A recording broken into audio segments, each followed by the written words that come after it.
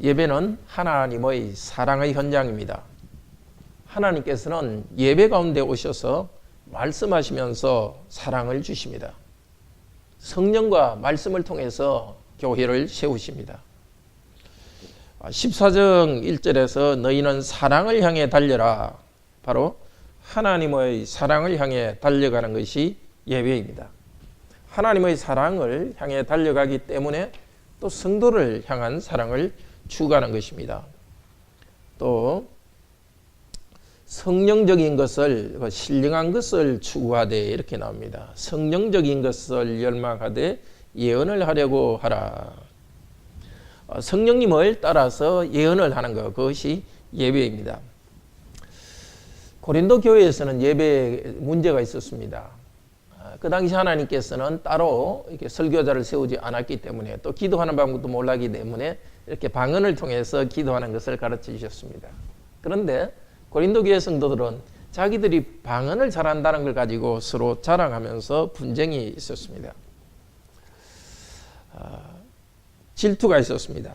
그래서 오늘 14장 1절에서 사랑을 추구하되 또 신령한 것을 사모하라. 이 사모하라는 것은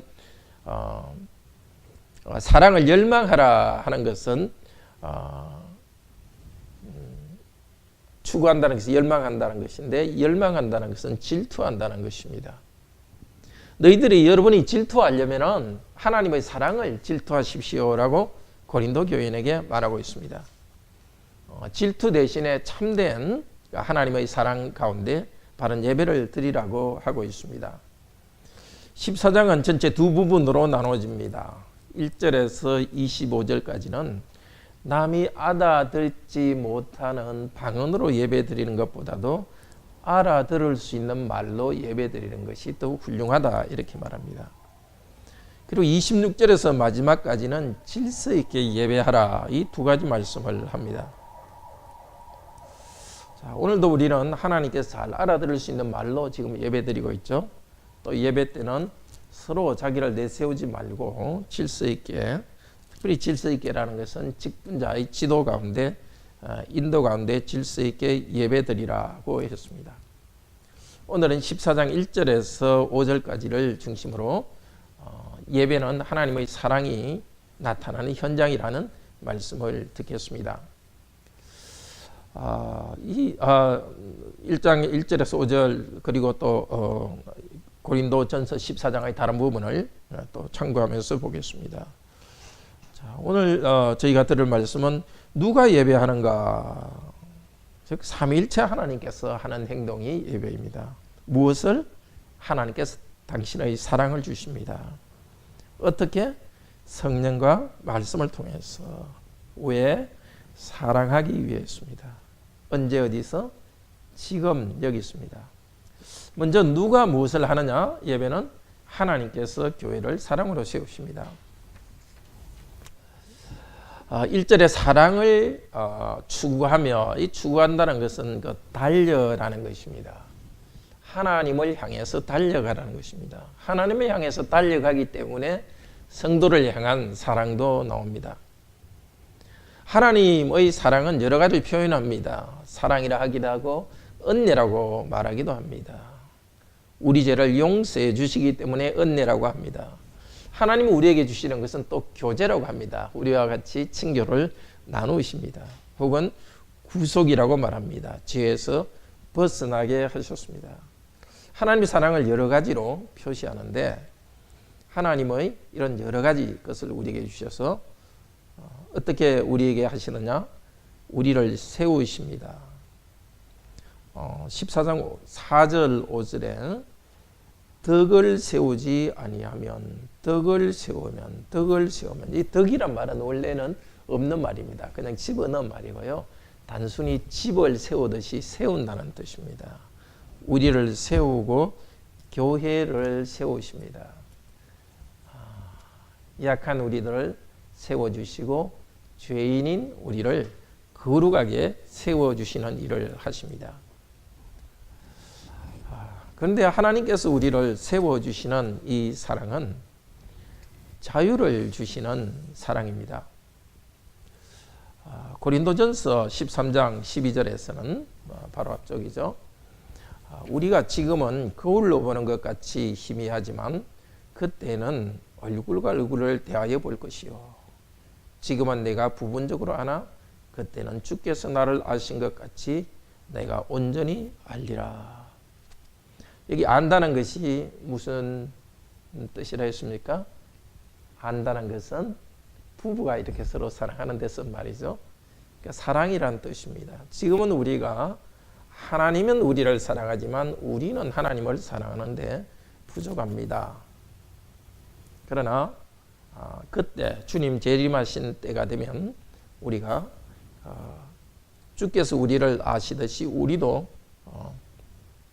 주님을 사랑하는 완전한 상태에 들어갑니다.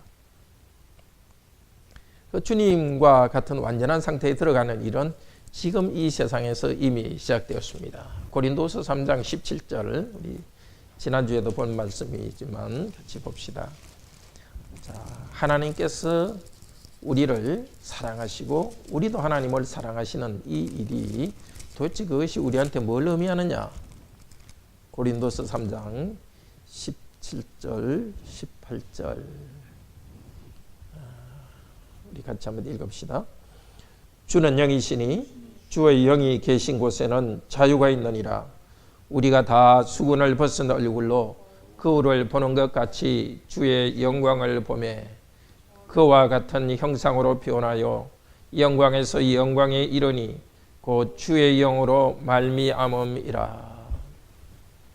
자, 이 땅에서 우리가 주님을 보고 자랑하는 것은 거울을 청근동 거울을 보는 것처럼 희미하지만은 그러나 이제는 구약 성도에 비해서는 우리는 선명합니다. 수건을 벗은 얼굴로 주님을 봅니다. 이 수건이라는 것은 율법을 말합니다. 수건을 벗은 얼굴로 하나님을 보는 것을 자유함이다 이렇게 했습니다. 왜 그러느냐? 구약 성도들에게서는 물론 그들도 구원받았지만은 우리에 비해서는 율법의 규칙들 그거 하나하나에 매여 있었습니다. 그래서 그 하나하나를 다 지키지 못할 때 하나님의 저주가 있다. 이게 3장 앞쪽 부분에 있는 것입니다. 그 3장 6절에 보면은 고린도서 3장 6절에 율법 조문으로 하지 않고 우리는 오직 영으로 함이니 율법 조문은 죽이는 것이요 영은 살리는 것이라. 자, 영은 살리는 것, 살리는 영과 반대되는 것이 율법 조문입니다. 하나님 말씀 하나하나 다 귀한 말입니다. 살인하지 말라, 간음하지 말라 다 귀한 말인데 살인하면 하나님의 심판이 있고 심판이 있다는 것 때문에 우리 마음에 죄책감이 있습니다. 그래서 율법의 그 조문은 우리를 죽입니다. 그러나 영이 있는 곳에는 자유함이 있습니다. 무슨 말이냐? 성령께서 계시면서 성령님을 통해서 우리가 자유함을 누립니다. 율법의 저주가 아니라 거기로부터 벗어나는 자유가 있습니다. 율법은 좋은 것입니다. 우리에게 하나님 뜻을 가르쳐 줍니다. 그렇지만 우리가 율법을 지키지 못하기 때문에 율법은 우리에게 오히려 우리의 심판을 가르쳐주는 저주의 수단이 되었습니다. 율법만 있다면 그렇게 됩니다. 그런데 성령님을 보내주셔서 우리에게 자유를 주십니다. 어떻게 성령님을 통해서 자유를 주시느냐? 그것은 예수 그리스도의 복음을 우리에게 전해주시고 우리가 그 복음을 믿도록 성령께서 만드시기 때문에 우리에게 자유를 주십니다.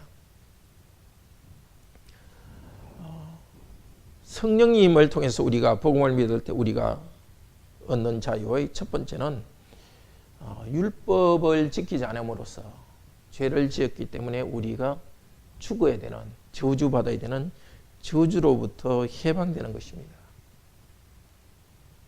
하나님께서 그렇게 정하신 것입니다. 죄인이기 때문에 모든 사람은 다 저주받아야 되는데 그 사실을 알려주시면서 하나님께서는 너희들은 중재하지 않는다. 왜냐하면 너희들에 대한 저주를, 너희들의 저주를 예수 그리스도께 다 받았기 때문이다. 너희가 받을 저주를 그리스도께서 다 가져가신다. 하나님께서 이렇게 선언해 주시고 오늘도 우리에게 그것을 선언해 주십니다. 우리는 우리의 죄를 볼 때 이제는 하나님께서 예수 그리스도 안에서 우리를 용서하셨다는 것을 알기 때문에 죄로부터 해방되는 그 자유가 있습니다. 양심의 가책으로부터 우리는 자유하게 되었습니다. 죄인이지만, 우리 죄가 없어진 게 아니라 죄인이지만 용서한 것입니다. 이렇게 죄를 지었고 죄 때문에 우리가 받아야 될 저주로부터 자유롭게 될 때 어떻게 되느냐? 다른 사람 앞으로부터도 자유롭게 됩니다. 다른 사람들은 우리에게 이렇게 말할지 모릅니다. 어떻게 저런 사람이 구원받을 수 있나? 이렇게 말할 수 있습니다. 그러나 하나님께서는 우리에게 복음을 전해주셨고 우리가 복음을 믿도록 성령님을 보내주셨습니다. 하나님께서는 우리의 죄를 보지 않으시고 예수 그리스도를 봅니다. 하나님께서 정죄하지 않으십니다. 그렇기 때문에 다른 사람이 우리를 정죄할 수 없습니다. 나의 죄에 대해서 다른 사람이 정죄하면 어떻게 하나? 그런 두려움에서 해방되는 자유가 있습니다. 물론 우리가 다른 사람에게 뭘 잘못했다면, 피해를 줬다면 그 사람에게 우리는 보상을 줘야 됩니다. 그런데 그렇지 않고 우리의 잘못에 대해서 다른 사람이 정죄할까 하는 그 두려움, 우리가 자기도 모르게 있을 수 있습니다. 그것으로부터 해방됩니다. 자유를 주시는, 성령께서 주시는 자유의 첫 번째는 죄의 저주로부터, 정죄로부터 해방되는 것이고, 하나님께서 죄의 저주로부터 우리를 해방시켜 주셨기 때문에 다른 사람이 우리를 정죄하는 것에 대한 두려움으로부터 해방시켜 주셨습니다. 하나님께서 성령님을 통해서 주시는 두 번째 자유는, 우리가 하나님의 뜻을 행할 때에 그것을 다 완전하게 행하지 못하더라도 하나님이 받아들여 주시기 때문에 오는 사랑입니다. 자, 예수 그리스도께서 우리 죄를 용서하시기 때문에 우리는 이제 더 죄 짓다 이렇게 하지 않죠. 성령께서 우리에게 함께 계시면서 예수 그리스도의 형상으로 거룩하게 만들어 가십니다. 말씀을 듣고 우리는 순종하고 기도하고 순종하면서 점점 그리스도의 모습으로 닮아갑니다. 우리의 인격, 마음의 생각도 더 거룩하게 변하고 우리의 말도 거룩하게 변하고 우리가 하는 일, 행동 그런 것들이 다 거룩하게 변합니다. 그렇지만 하나님이 정하신 그 기준에 비해서는 우리는 턱없이 모자랍니다. 그것을 볼 때마다 우리는 그런 두려움이 생깁니다. 내가 이 정도가 돼가지고 내가 성취한 것을 하나님이 과연 받아들여 줄 수 있을까? 이미 죄 용서 받은 것은 알지만은 나의 삶 자체를 하나님께서 받아들이실까? 하나님 보기에 내가 이룬 것은 너무 초라하지 않을까? 그런 두려움이 있습니다. 그러나 하나님께서는 우리가 성취한 것을 가지고 우리를 보는 것이 아니라 관계 때문에 우리를 받아들여 주십니다. 우리가 많은 일을 했기 때문에 우리를 사랑해 주시는 것이 아니라 아들, 딸이기 때문에 사랑해 주십니다. 우리가 하나님의 아들, 딸이기 때문에 거룩하게 살려고 합니다. 지금 우리의 거룩이 많이 부족하지만 우리를 받아들여 주시는 것은 너는 많이 거룩하니까 받아들여 준다 그것이 아니라 부족하지만 여전히 계속 받아들여 주는 것입니다. 그 때문에 우리는 자유함을 누리는 것입니다. 내가 한 일이 하나님 앞에 완벽하지 못하더라도 편안함을 누립니다. 하나님 높은 기준에 미치지 못하더라도 편안함을 누립니다. 그 때문에 다른 사람으로부터도 역시 자유함과 편안함을 누립니다. 모든 일에 우리는 최선을 다해서 일하려고 합니다. 그리고 우리가 일을 아주 잘하지 못하면 그만큼 평가를 받습니다.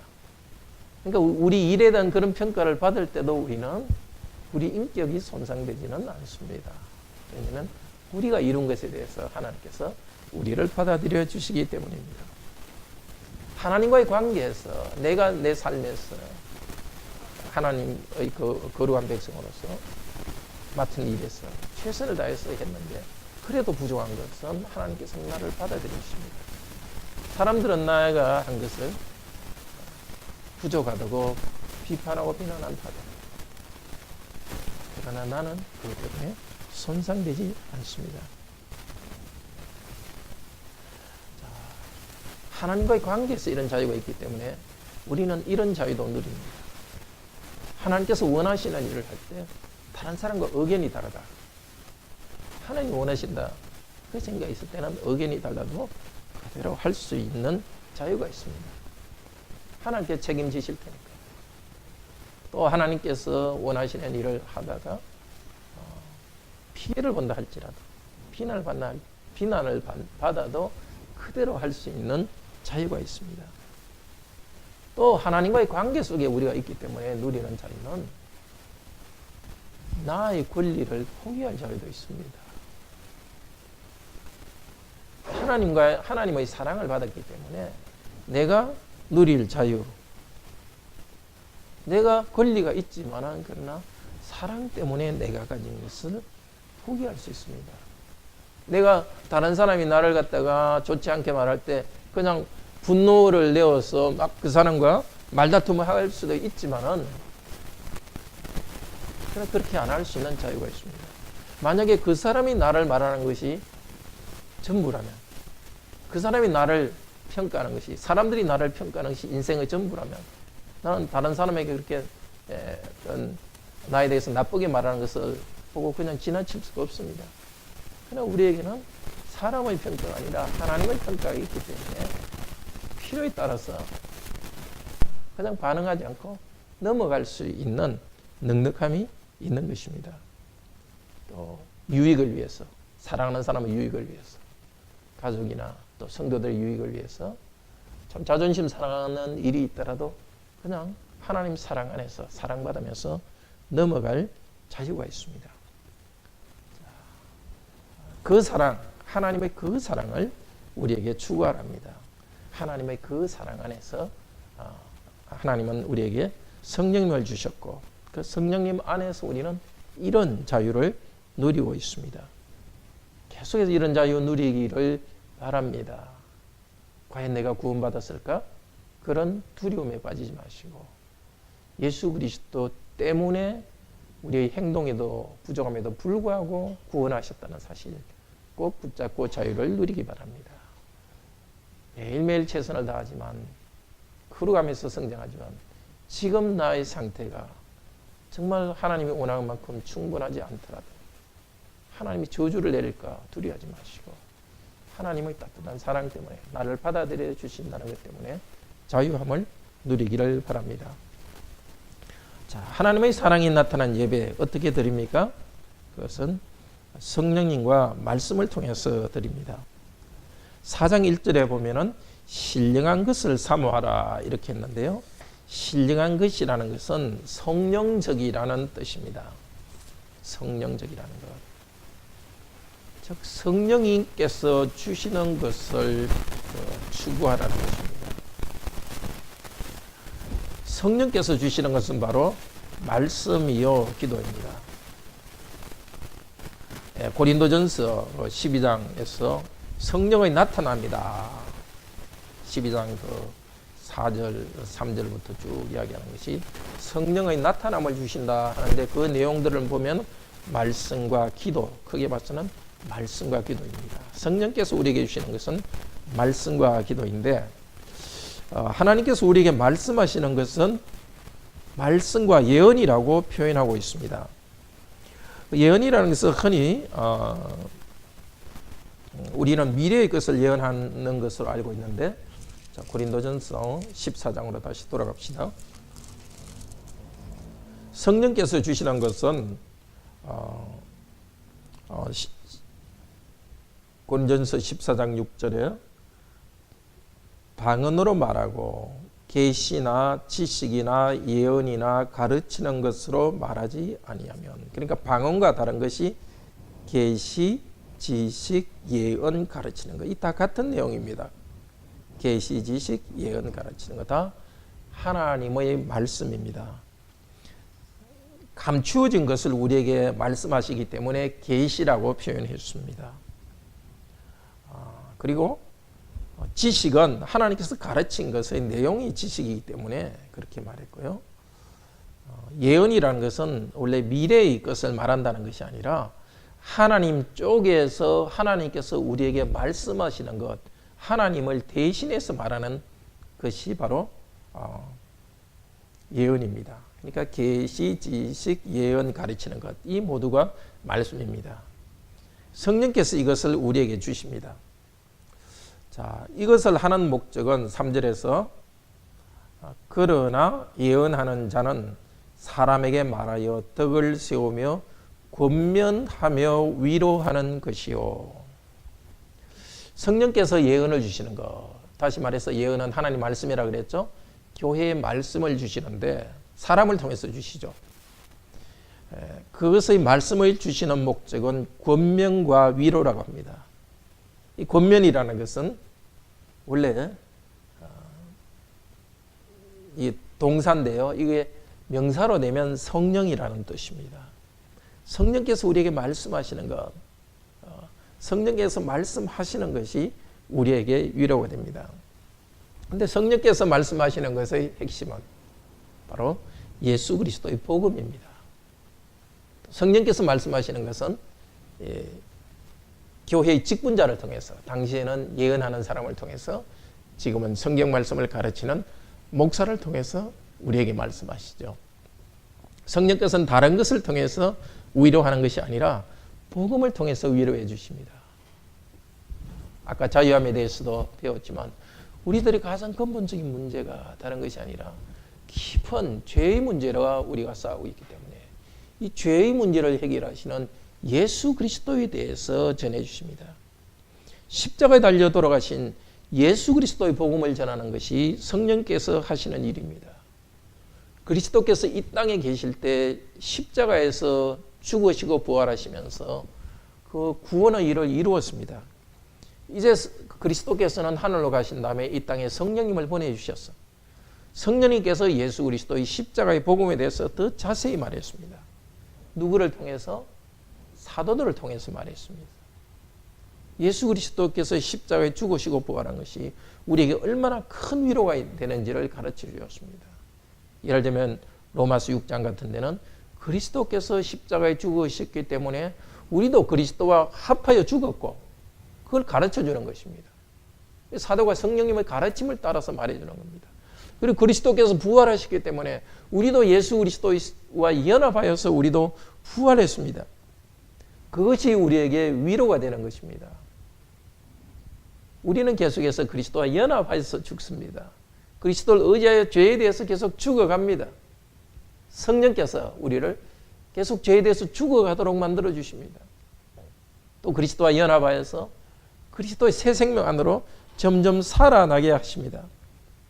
성령께서는 우리에게 오셔서 이런 복음 말씀으로 우리를 격려하고 위로해 주십니다. 그런데 성령께서 우리에게 오실 때는 권면하는 데는 우리에게 긍정적인 것만 말하는 것이 아니라 잘못을 고치라고 책망도 하십니다.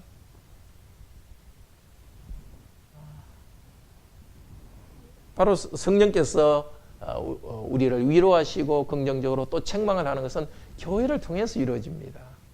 목사를 통해서, 교회의 직분자를 통해서 이루어지고 또 성도 간에 그것이 이루어집니다. 특별히 책망할 때는 회개하고 이 회개가 바로 찬양으로 이어집니다. 이 구약 성경에서 회개란 말하고 찬양이란 말하고 이렇게 뜻이 비슷한 경우들이 많습니다. 하나님께서 우리 죄를 가르쳐 주시고 바꾸려 할 때 우리가 하나님 앞에 우리 죄를 고백하고 용서를 구했을 때 하나님께서 우리를 변화시켜주고 거기에서 우리가 찬양이 나오는 것입니다. 첫 번째 우리가 할 것은 여기 하나님 말씀을 듣는 것입니다. 십자가의 복음 말씀을 듣고 회개하고 찬양하는 것입니다. 두 번째 우리가 할 것이 바로 하나님께 말씀드리는 것입니다. 그것이 기도와 찬양 방언입니다. 하나님께 우리의 소원을 아뢰는 것이 기도고 우리의 소원을 아래 들어주셨을 때 감사 찬양합니다. 그런데 방언이라는 것은 우리가 하나님께 말씀하는 것인데 외국말로, 자기가 알지 못하는 외국말로 하나님께 말씀드리는 것을 방언이라 합니다. 그러니까 방언도 사실은 기도와 찬양의 한 형태입니다. 그러니까 다른 사람들이 알아들을 수 있는 말로 하나님께 기도와 찬양할 수도 있고, 다른 사람이나 자기가 모르는 말로 기도하고 찬양할 수 있습니다. 그런데 어떤 경우에는 다른 사람은 모르지만 나는 아는 말, 그 방언의 뜻을 이해하면서 언어로 내가 표현할 수 있으면서 또 방언으로 기도와 찬양할 수 있습니다. 그러니까 하나님께서 예배 가운데 우리에게 은혜를 주실 때, 사랑을 주실 때 말씀을 우리에게 말씀하심으로써 하나님과의 교제가 일어나고, 또 하나님께서 우리에게 말씀하실 때 우리는 하나님께 말씀드리면서 또 하나님의 사랑을 경험합니다. 그런데 하나님께 우리가 듣는 자세가 어떻게 되는가, 그 부분을 조금 더 자세히 보도록 하겠습니다. 우리가 하나님께 듣는 자세는 침묵과 복종입니다.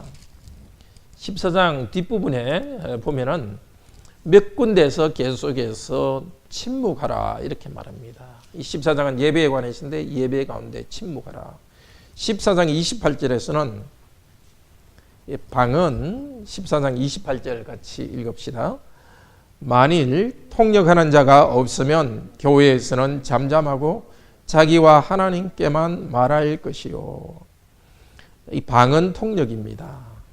기도와 찬양을 방언을 받은 사람이 교회에서 방언으로 기도나 찬양을 할 때에 여기 앉아있는 다른 성도들은 모른다, 무슨 말을 하는지 모른다, 그럴 경우에는 통역하는 사람이 있어야 됩니다. 통역하는 자가 없으면 교회에서 잠잠하라고 합니다. 그러니까 자기가 방언을 할 수 있지만은 잠잠하라 합니다. 침묵해야 됩니다. 성령께서 일하시고 있지만, 방언이 왔다는 것은 성령께서 일하시지만은 성령께서 일하시는 것 중에 하나는 침묵하는 것도 성령께서 요구하는 것입니다. 30절에서도 침묵을 이야기합니다. 이거는 예언에 대해서 말하는데요. 30절 읽어봅시다. 만일 곁에 앉아있는 다른 이에게 계시가 있으면 먼저 하던 자는 잠잠할지니라. 고린도 교회는 지금처럼 이렇게 성경이 있지 않았고 또 계속 한 목사가 있지도 않았습니다. 그래서 하나님께서 이렇게 교인들 중에 이렇게 사람들에게 예언을 줘가지고 예언하는 사람이 앞에 나와가지고 하나님께 받은 예언으로 이렇게 설교를 돌아가면서 이렇게 했습니다. 근데 한 사람이 예언을 받은 하나님의 말씀을 받아서 말씀을 전하는데 옆에 다른 사람에게 하나님의 예언의 말씀이 왔다면 앞에 있는 사람은 그만하고 침묵하라는 것입니다. 계속 자기 말을 하는 것이 아니라 예배에서는 다른 성도들을 통해 오는 그 말을 듣도록 침묵하라고 합니다. 그래야 교회가 풍요롭게 말씀을 들을 수 있는 것입니다. 다른 지체를 통해서 오는 말씀을 교회가 듣기 위해서 내가 받은 말씀을 말하지 않고 침묵하는 것이 예배의 한 부분입니다. 세 번째로 또 침묵하라는 말씀이 나오는데요. 35절에서 나옵니다. 34절 같이 읽읍시다. 여자는 교회에서 잠잠하라. 그들에게는 말하는 것을 허락함이 없나니 율법에 이런 것 같이 오직 복종할 것이요. 자, 또 여자들에게 잠잠하라 이렇게 합니다. 우선은 여자들에게 잠잠하라 하는 것이 무시하는 것은 아니라는 걸 알 수 있습니다. 왜냐하면 예언자들에게 같이 예언하는데 다른 예언이 올 때는 잠잠하라 했기 때문에 그 잠잠하라 한 것이 그 사람을 무시하는 것은 아닙니다. 같이 예언하는 사람이니까. 방언하는 사람에게 잠잠하라 했으니까 그 사람을 무시하는 것도 아닙니다. 그러니까 여성에게 잠잠하라 한 것이 여성을 결코 무시하는 것은 아닙니다. 그 이유는 35절에 보면 무엇을 배우려거든 집에서 자기 남편에게 물을지니. 예. 자매들이 교회에서 잠잠한 것은 남편과 한 공동체이기 때문에 남편과 한 영적 단위로서 움직이고 남편에게 그것을 배우라는 것입니다. 상당히 많은 부분은 남편이 교회의 자매들에게 가르쳐야 되는 겁니다. 그러니까 가르치는 일은 주로 남편에게 하고 자매들은 뭘 하느냐? 복종하라는 것입니다. 그러니까 남편이 주신 1차적 의무는 가르치는 것이요. 자매들의 1차적 의무는 잠잠히 복종하는 것입니다. 근데 복종하는 것은 결코 낮은 것이 아닙니다. 잠잠하면서 복종하는 것. 같이 연결되어 있죠? 교회는 말씀 전하는 사람도 잠잠하며 복종해야 되겠습니다. 자기가 말씀 전하는 자지만 다른 성도에게 말씀이 올 경우에는 잠잠하면서 복종해야 되겠습니다. 우리는 교회에서 자매들을 통해서 복종하는 법을 배웁니다. 정말 아주 재능도 많은 자매들이 그냥 자기 뜻대로 하는 것이 아니라 교회에서 하나님이 정한 질서를 따라서 배우고 순종하는 것을 보면서 남자들도 잠잠하고 복종하는 것을 배우는 것입니다. 그러니까 자매들만 잠잠하고 복종해야 되는 것이 아니라 이렇게 말씀을 가진 사람도 잠잠해야 되는 겁니다. 그러니까 지금은 예언자들이 예언하는 것은 아니지만 저 같은 목사가 말씀을 전할 때도 내 마음대로 말하는 것이 아니라 항상 하나님의 말씀에 귀를 기울이면서 잠잠하고 복종하는 자세로 말씀을 전해야 됩니다. 더 훌륭한 복음 전하는 선생인 캘빈이나 또 초대교회의 좋은 선생님들, 또 요즘의 좋은 선생님들, 그분의 말씀을 잘 배워서 내 생각대로 하는 것이 아니라 목사도 잠잠하게 복종하면서 그렇게 해야 되는 겁니다. 자, 그래서 예배에 참여하는 모든 성도들은 보십시오. 예배 현장에서는 잠잠한 것이 기본이 되는 겁니다. 잠잠하다는 것은 배우는 자세가 된다는 것입니다. 자기가 아는 것을 막 교회에서 늘어놓는 것이 아니라 성도들이 또 목사가 이렇게 가르치는 것을 겸손히 받아라는 것입니다. 그런데 교회에서 침묵은 아주 중요한 덕목이었습니다. 사도행전 15장 12절 13절 같이 봅시다. 15장 12절 13절 사도 바울이 1차 전도 여행을 한 다음에 전도 보고할 때입니다.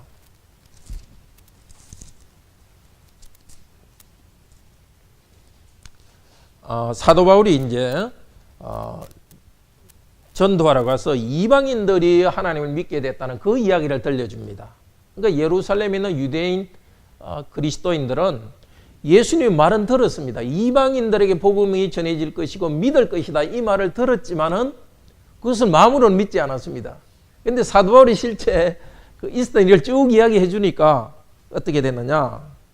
자, 12절 같이 읽읍시다. 15장 12절 온 무리가 가만히 있어 바나바와 바울이 하나님께서 자기들로 말미암아 이방인 중에서 행하신 표적과 기사에 대해서 말하는 것을 듣더니 들을 때 어떻게 들었어요? 가만히 있어 잠잠히 들었습니다. 자기 의견들을 고집하는 것이 아니라 자기 그냥 생각만 일하는 것이 아니라 하나님께서 하신 일을 말할 때에 침묵하며 듣는 성도들이 모임에서 그 다음에 13절도 읽읍시다. 말을 마침에 야고보가 대답하여 이르되 형제들아 내 말을 들으라. 이 바울과 바나바가 말을 마쳤다는데 마쳤다는 것도 잠잠하다는 뜻입니다. 자기가 해야 될 말을 다 한다면 또 잠잠한 것입니다. 이 사도들도 자기는 잘 안다고 계속 교회 모임에서 말한 것이 아니라 자기가 말해야 될 때는 말하고 그 다음에 다른 사도는 침묵하여 들었고 말하던 사도들도 자기 이야기가 끝나면 또 침묵하고 또 다른 사도들이 말하는 것을 들었습니다. 자, 교회의 모임에서는 예배에서는 침묵이 아주 중요합니다. 성도들의 모임에서는 자기 의견을 계속 말하는 것이 아니라 하나님의 뜻이 전파될 수 있도록 침묵하며 조용히 듣는 것. 그 가운데 성령께서 일하십니다. 계시록 8장 1절에서 5절에서도 침묵이 나옵니다. 한번 찾아봅시다. 계시록 8장 1절에서 5절.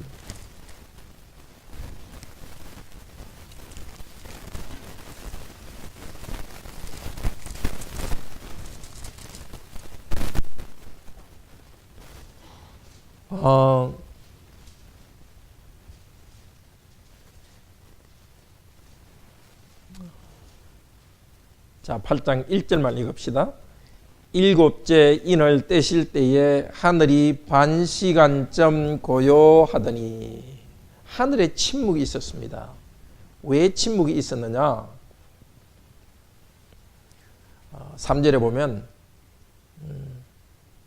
제단 곁에 서서 천사가 금향료를 가지고 많은 향을 받았는데 성도들의 기도와 합하여서 보좌 앞 금제단에 드리고자 함이로다. 그러니까 성도들의 기도를 향의 연기와 함께 하늘로 올라가게 하도록 하기 위해서 침묵이 있었습니다. 성도들이 기도할 때에 하나님께서 이 성도들의 기도를 듣기 위해서 온 세상이 조용합니다. 성도들이 하나님 말씀을 들을 때도 침묵하며 들어야 되지만 하나님께서도 이 성도들의 기도를 들으실 때 온 세상을 잠잠하게 해가지고 그 기도를 들어주시는 것입니다.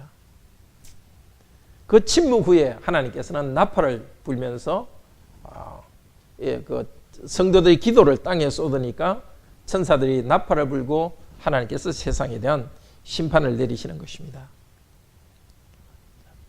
조용한 가운데 하나님 말씀을 듣고 성도들이 기도할 때 하나님은 그 기도를 받으시고 이 땅에 일을 시작하십니다. 그러면 우리는 언제 어디서 예배를 드려야 됩니까? 성령께서는 언제 어디서 일하십니까? 바로 지금 여기서 일하십니다. 지금 여기서 우리에게 말씀을 내려주시고 지금 여기서 우리에게 성령께서 우리의 찬양을 받아주십니다. 골로새서 3장 16절 18절 봅시다.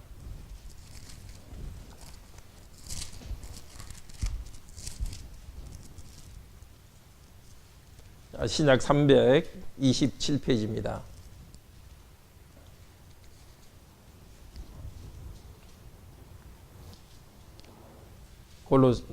신약 327페이지 골로새서 3장 16절 17절 같이 읽읍시다.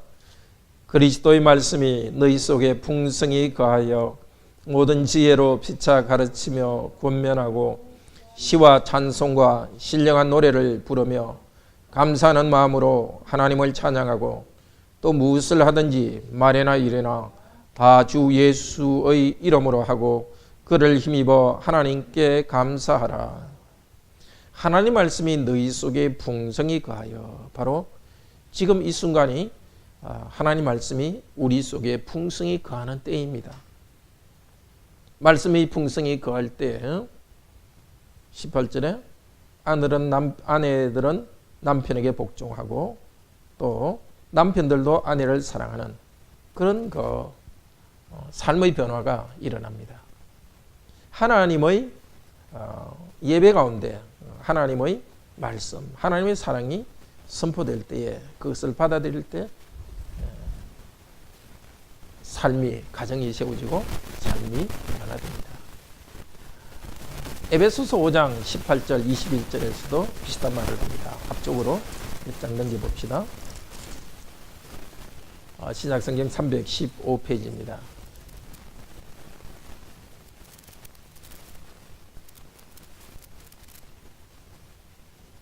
에베소 5장 18절에서 21절 같이 읽읍시다. 술 취하지 말라. 이는 방탕한 것이니 오직 성령으로 충만함을 받으라. 시와 찬송과 신령한 노래들로 서로 화답하며 너희의 마음으로 주께 노래하며 찬송하며 범사에 우리 주 예수 그리스도의 이름으로 항상 아버지 하나님께 감사하며 그리스도를 경외함으로 피차 복종하라. 성령으로 충만함을 받는 것은 하나님을 찬양하는 것과 함께 일어납니다.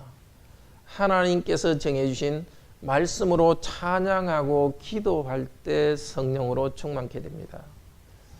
우리 스스로 성령님을 오시게 가시게 할 수 없습니다. 하나님이 정하신 말씀대로 찬양할 때 그 일이 일어납니다. 아까 골로새서에서는 말씀이 너희 가운데 충만하고, 하나님 말씀을 이렇게 정해진 말씀을 들을 때 그 말씀과 함께 성령께서 우리 가운데 충만해집니다. 교회 안에서 예배드리면서 하나님의 구원의 은혜에 대해서 감사 찬양이 있을 때 삶에서도 감사 찬양이 넘칩니다.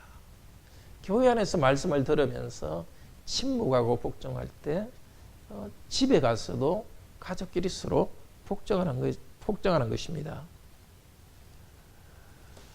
하나님께 감사하는 것이 바로 서로에 대한 감사와 복종으로 이어집니다. 자, 오늘 말씀을 다시 생각해 봅시다. 하나님께서는 우리를 사랑하시는데 그 사랑을 나타내는 곳이 바로 예배할 때입니다.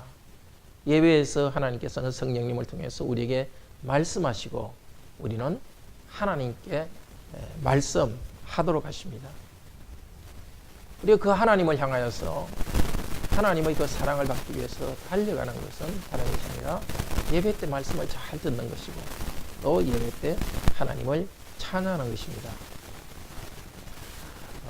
그 찬양 가운데서 또 하나님을 말씀을 듣는 가운데서 성령께서 우리에게 오셔서 우리를 충만케 하시고 우리는 하나님을 향한 감사가 넘치고 서로를 향한 감사가 넘치고 그래서 삶이 변화되는 것입니다. 교회 안에서 경험한 하나님의 사랑이 서로의 관계에서도 사랑이 흘러넘칩니다. 하나님을 사랑을 향한 열망, 그것이 우리 안에 질투도 없습니다. 그렇게 예배 가운데 이런 은혜가 있고 그 때문에 삶에서도 복종하면서 성장하는 그런 삶이 되기를 바랍니다. 다 같이 함께 기도하는 시간.